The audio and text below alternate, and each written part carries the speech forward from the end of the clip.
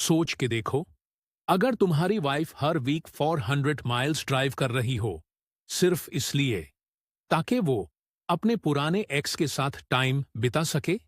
कुछ लोग रोते, कुछ चिल्लाते, लेकिन यह बंदा, उसने सबूत इकट्ठे किए, एक प्राइवेट इन्वेस्टिगेटर हायर किया और एक मूव में दोमरेज और एक करियर तबाह कर दिया। यह कोई ब्रेकअप नहीं था, यह एक रिवेंज स्टोरी थी जहां कर्मा ने स्टील टोड बूट्स पहन लिए थे। चलते हैं अर्ली 2000s में।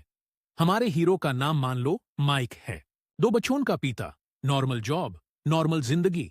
उसकी वाइफ सैरा पार्ट टाइम काम करती थी। जिंदगी ठीक चल रही थी अनटिल कुछ अजीब होने लगा। उनके छोटे बच्चे, सिर्फ 4 और 6 साल के, रोज कहने लगे, डैडी हम आज फिर नानी के घर गए। अब देखो, नानी दादी के घर जाना वियर्ड नहीं है, लेकिन जब यह रोज होने लगे और पता चले कि नानी का घर 90 मिनट दूर है और सारा हर दूसरे दिन वहां छोड़कर आती है। माइक ने कैजुअली पूछा, तो इतना क्यों जा रही हो? सारा ने स्माइल किया, ओ, वो लोग तो उन्हें बहुत प्यार करते हैं।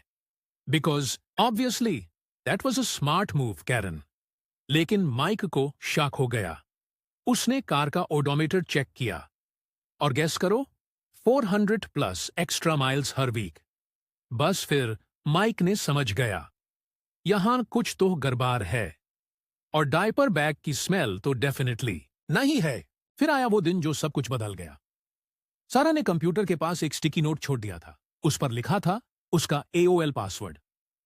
माइक ने देखा, सोचा और बोला, जब यूनिवर्स खुद पासवर्ड दे रहा है तो देखना तो बनता है ना। उसने लॉगिन किया और जो मिला वो था बॉम्ब ईमेल्स, अपनी कॉलेज वाली बेस्ट फ्रेंड को लिखे गए, जिसमें वो ब्रैग कर रही थी कि कैसे वो अपने हाई स्कूल वाले एक्स बॉब के साथ रेगुलर मिल रही है। लंच, मस्ती, मोटेल, और उसकी बेस्टी तो फुल सपोर्ट में थी। और तो और सारा बॉब की वाइफ का मजाक उड़ा रही थी। उसका फिगर तो फट हो गया आफ्टर किड्स। माइक ने कुछ नहीं कहा, कोई कॉन्फ्रंटेशन नहीं, कोई ड्रामा नहीं, सिर्फ ईमेल्स प्रिंट किए जैसे कोई FBI एजेंट हो। फिर फोन उठाया, एक पुराने कॉप दोस्त को कॉल किया। उसने बोला, रॉन को कॉल करो, बेस्ट प्राइवेट इन्वेस्टिगेटर है।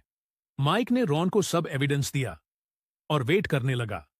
रॉन ने जो लाया, ब्रो, ये तो फुल क्राइम सीन था। सारा का रूटीन रेडी था।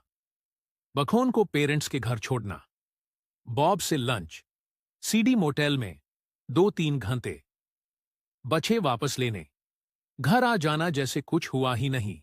Classic man. तो ग्रोसरी लेने जा रही हूं वाला चीट मूव। वाह सरा, वाह। माइक सिर्फ अफेयर डिटेल्स पे रुकने वाला नहीं था।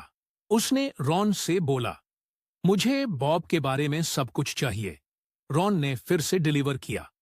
Bob, married, 3 kids, VP of sales in father in law's company, और घर उसकी वाइफ के पेरेंट्स का था। तो भाई ससुराल में रह के चक्कर भी चला रहा है। मान गए शेर को। माइक ने तुरंत लॉयर से डिवोर्स पेपर्स बनवाए और फिर आई डबल न्यूक्लियर स्ट्राइक। सारा को डिवोर्स पेपर्स भेज दिए ऑफिस में।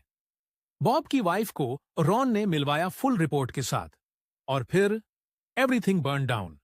बॉब की वाइफ ने जॉइंट अकाउंट क्लीन कर दिया, बखों को लेके निकाल गई, डिवोर्स फाइल किया। बॉब का फादर इन लॉ ने उसे कंपनी से निकाल दिया, घर से भी निकाल दिया, क्योंकि घर भी उनका था। बॉब ने कॉन्फ्रंट किया, चिल्लाचिल्ली हुई। उसकी वाइफ के भाई ने आके नाक तोड़ दी। Police, restraining order, jail time, full karma express. Mike शांति से डिवोर्स से लिया।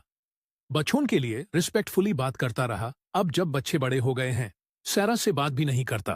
ना नफरत है ना प्यार, बस zero emotion. She is their mom, that's it.